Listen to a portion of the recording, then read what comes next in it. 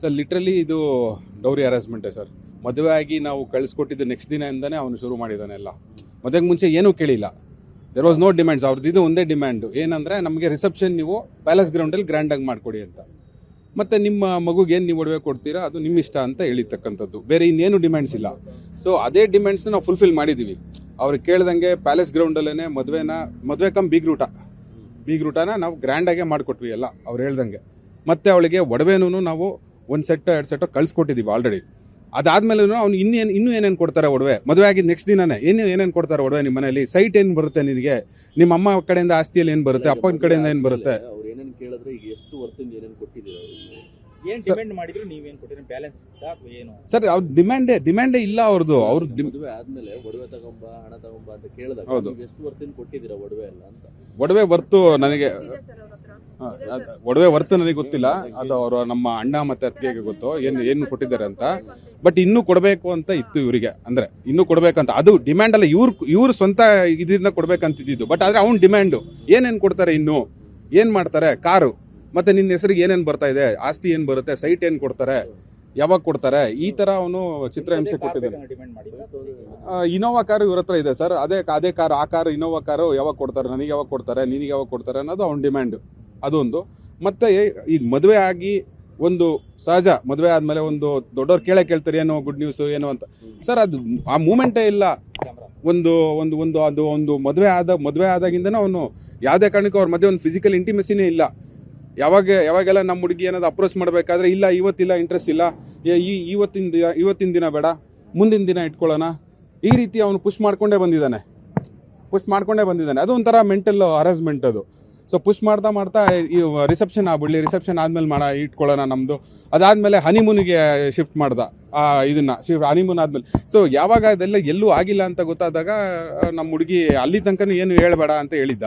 ಯಾವಾಗ ಹನಿಮೂನಲ್ಲೂ ಏನು ಅವ್ರ ಮಧ್ಯೆ ಒಂದು ಫಿಸಿಕಲ್ ಇಂಟಿಮೆಸಿ ಅನ್ನೋದೇ ಶುರುವಾಗಿಲ್ಲ ಅಂದಾಗ ಆ ಹುಡುಗಿ ಬಂದ್ಬಿಟ್ಟು ಎಲ್ಲ ಹೇಳಿದ್ದಾಳೆ. ಈ ರೀತಿ ಬರೀ ಒಡವೆಗಳು, ಬರೀ ಅವನು ಏನು ತರ್ತೀಯ, ಏನು ಆಸ್ತಿ ಕೊಡ್ತಾರೆ, ಏನು ಮಾಡ್ತೀರಾ, ಇದನ್ನೇ ಬಿಟ್ಟು ಬರೇ ನನ್ನ ಬಗ್ಗೆ ಒಂಚೂರು ಪ್ರೀತಿ ಇಲ್ಲ. ಹೋದ್ರೆ ಅಕಸ್ಮಾತ್ ಏನಾದ್ರು ರೂಮ್ಗೆ ಏನಾದರೂ ಹೋದ್ರೆ ಇವಳೇನಾದರೂ ಲ್ಯಾಚ್ ಮಾಡಬಾರ್ದು, ರೂಮೆಲ್ಲ ಲ್ಯಾಚ್ ಮಾಡಬಾರ್ದು. ಬರೀ ಇದೆ ಸರ್, ಬರೀ ಈ ಥರ ಹರಾಸ್ಮೆಂಟ್ ಮಾಡಿ ಅಲ್ಲ. ನಮ್ಮನೆಗೆ ನಾವು ಊಟಕ್ಕೆ ಕರೆದಿದ್ವಿ, ಅವ್ರು ಬಂದಿದ್ರು. ನಮ್ಮನೆಗೂ ಮದುವೆ ಆದಮೇಲೆ ಸಹಜ ಹೊಸ ಮದುವೆ ಹೆಣ್ಣು ಗಂಡು ಅಂತ ಊಟಕ್ಕೆ ಕರೆದಿದ್ವಿ, ಬಂದಿದ್ರು. ಆವಾಗ ನಾನು ಮಾತಾಡಿದ್ದೀನಿ. ಅಂದರೆ ನಾನು ಕ್ಯಾಶುವಲ್ ಆಗಿ ಎಲ್ಲರೂ ಕೇಳ್ದಂಗೆ ಎಲ್ಲಿ ಪ್ಲ್ಯಾನ್ ಮಾಡಿದ್ದೀರಾ ಹನಿಮೂನ್ಗೆ ಅಂತಲೂ ಕೇಳಿದ್ದೆ. ನಾನು ಕೇಳಿದಾಗ ಅವರು ಇನ್ನೂ ಸ್ವಲ್ಪ ಡೈಲಮಾ ಇದೆ ಅಂತ ಹೇಳಿದರೆ, ನಾನು ಅಂದೆ ಇಲ್ಲ, ಇದು ಒಳ್ಳೆ ಲೊಕೇಶನ್, ನೀವು ಮಾಲ್ಡೀವ್ಸ್ಗೆ ಪ್ಲ್ಯಾನ್ ಮಾಡಿ, ನಿಮಗೇನೋ ವೀಸಾ ಅದು ಬೇಕಾಗಿಲ್ಲ, ನಿಮಗೆ ಆನ್ ಅರೈವಲ್ ವೀಸಾ ಸಿಗುತ್ತೆ ಮಾಡಿ ಅಂದಾಗ, ಇಲ್ಲ ಮಾಲ್ಡೀವ್ಸು ಬೇಡ, ಶ್ರೀಲಂಕಾಗೆ ಹೋಗ್ತಾ ಇದ್ದೀವಿ ಅಂತ. ಶ್ರೀಲಂಕಾ ಲಾಸ್ಟಲ್ಲಿ ಇಟ್ಕೊಳ್ಳಿ, ಬೇರೆ ಡೆಸ್ಟಿನೇಷನ್ಸ್ ಎಲ್ಲ ಇನ್ನೂ ಬ್ಯೂಟಿಫುಲ್ ಆಗಿರೋ ಡೆಸ್ಟಿನೇಷನ್ಸ್ ಇದೆ, ಯಾಕೆ ಪ್ಲ್ಯಾನ್ ಮಾಡ್ತಾ ಇಲ್ಲ ನೀವು, ಬಾಲಿ ಅಥವಾ ಲಾವೋಸ್ ಅಟ್ಲೀಸ್ಟ್ ಟ್ರೈ ಮಾಡ್ಬೋದಲ್ಲ ಅಂದಾಗ ಅವನು ಇಲ್ಲ, ನಾನು ಬ್ಯಾಚುಲರೇಟಿಗೆ ಹೋಗಿದ್ದೆ ಬಾಲಿಗೆ ಅಂತಂದ. ಶ್ರೀಲಂಕಾ ಏನೋ ಪ್ಲ್ಯಾನ್ ಮಾಡ್ತಿದ್ದೀವಿ ಅಂತ. ಅದನ್ನ ಅಂದ್ಬಿಟ್ಟು ಶ್ರೀಲಂಕಾದಲ್ಲಿ ಈಗ ಸ್ವಲ್ಪ ಇದು ಫ್ಲಡ್ಸು ಅದು ಇದು ನಡೀತಾ ಇದೆ, ಸೊ ಹಾಗಾಗಿ ಅದನ್ನು ಪೋಸ್ಟ್ಪೋನ್ ಮಾಡಬೇಕು ಅನ್ನೋ ರೀತಿಯಲ್ಲಿ ಹೇಳ್ದ. ಅದೇ ಟೈಮ್ಗೆ ನನ್ನ ಕಸಿನ್ ಒಬ್ಬ ಶ್ರೀಲಂಕಾದಲ್ಲೇ ಅವನು ಟ್ರಿಪ್ ಮಾಡಿದ್ದ. ಅವನಿಗೆ ನಾನು ಅವ್ರ ಎದುರುಗಡೆನೇ ಫೋನ್ ಮಾಡಿಬಿಟ್ಟು ಶ್ರೀಲಂಕಾದಲ್ಲಿ ಸಿಚುವೇಶನ್ ಹೆಂಗಿದೆ, ನೀನು ಅಲ್ಲೇ ಇದ್ದ ಅವನು, ಶ್ರೀಲಂಕಾದಲ್ಲಿ ಈಗೇನು ಸಮಸ್ಯೆ ಇಲ್ಲ, ಫ್ಲಡ್ಸ್ ಎಲ್ಲ ಏನಿತ್ತು ಅದಾಗೋಯ್ತು, ಕೊಲಂಬೋಲಂತೂ ಏನೂ ಪ್ರಾಬ್ಲಮ್ ಇಲ್ಲ, ಆರಾಮಾಗಿರ್ಬೋದು ಅಂತಂದ. ನಾನು ಅವಾಗ ಇಮಿಡಿಯೇಟಾಗಿ ಅವ್ನಿಗೆ ಹೇಳಿದೆ, ಅಲ್ಲಿ ನಮ್ಮ ಮನೆಗೆ ಬಂದಿದ್ದಾಗ ಅವ್ರಿಬ್ಬರಿಗೂ ಹೇಳಿದೆ, ಗಂಡು ಹೆಣ್ಣಿಗೆ, ಶ್ರೀಲಂಕಾಗೆ ಏನು ಸಮಸ್ಯೆ ಇಲ್ಲ, ನೀವು ಹೋಗೋದಕ್ಕೆ ಇನ್ನೂ 2 ವೀಕ್ಸ್ ಟೈಮ್ ಇದೆ, ಅಷ್ಟರಲ್ಲಿ ಇನ್ನೂ ಏನೂ ಇರೋದಿಲ್ಲ ಅಂತೆಲ್ಲ ಹೇಳಿದ್ದೆ. ಆದರೂ ಅವನು ಆ ಇಂಟ್ರೆಸ್ಟ್ ತೋರಿಸ್ತಾ ಇರಲಿಲ್ಲ. ಹೌದಾ ನೋಡೋಣ ಅನ್ನೋ ರೀತಿಯಲ್ಲೇ ಇದ್ದ. ಸೊ ಕ್ಲಿಯರಾಗಿ ಅವ್ನಿಗೇನಂದರೆ ಆ ಒಂದು ಇಂಟ್ರೆಸ್ಟು, ಆ ಒಂದು ಸಂಸಾರ ಶುರು ಮಾಡಬೇಕು, ಒಂದು ಪ್ರೀತಿ ಗಂಡ ಹೆಂಡತಿ ಅನ್ನೋದು ಭಾವನೆನೇ ಇರಲಿಲ್ಲ ಅಂತ ನನಗೆ ಈಗ ರಿಯಲೈಸ್ ಆಗ್ತಿದೆ. ಅದನ್ನ ನೆನೆಸ್ಕೊಂಡಾಗ ಇದನ್ನ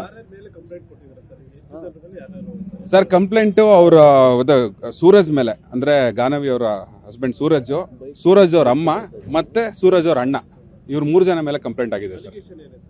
allegation purely dowry harassment, literally dowry harassment. Sir abscond ಆಗಿದ್ದಾರೆ ಸರ್ ಅವರು.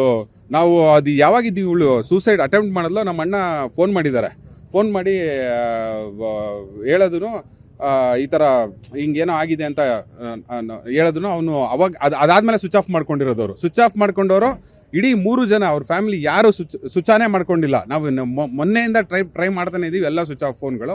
ಆಮೇಲೆ ಮನೆ ಹತ್ರನೂ ಹೋಗಿದ್ವಿ, ಮನೇಲಿ ಇದಾರೇನೋ ಸ್ವಿಚ್ ಆಫ್ ಮಾಡಿದ್ರು ಅಂತ. ಮನೆ ಹತ್ರನೂ ಯಾರೂ ಇರಲಿಲ್ಲ, ಪೊಲೀಸ್ ಕಂಪ್ಲೇಂಟ್ ಕೊಟ್ಟಿದ್ವಿ. ಸೊ ಈ ಕರೆಂಟ್ ಸ್ಟೇಟಸ್ ಏನಂತ ಗೊತ್ತಿಲ್ಲ, ಬಟ್ ಟಿಲ್ ನೌ 3 ದಿನ ಆಗಿದೆ ಇನ್ಸಿಡೆಂಟ್ ಆಗಿ, 3 ದಿನದಿಂದನೂ ಅವ್ರು ಯಾರು ಕಾಂಟ್ಯಾಕ್ಟಿಗೆ ಇಲ್ಲ, ಸಿಗ್ತಿಲ್ಲ ಸರ್. ನಿಮ್ಮ ಹೆಸರು? ನನ್ನ ಹೆಸರು ಕಾರ್ತಿಕ್, ನಾನು ಹುಡುಗಿಗೆ ಚಿಕ್ಕಪ್ಪ ಆಗಬೇಕು.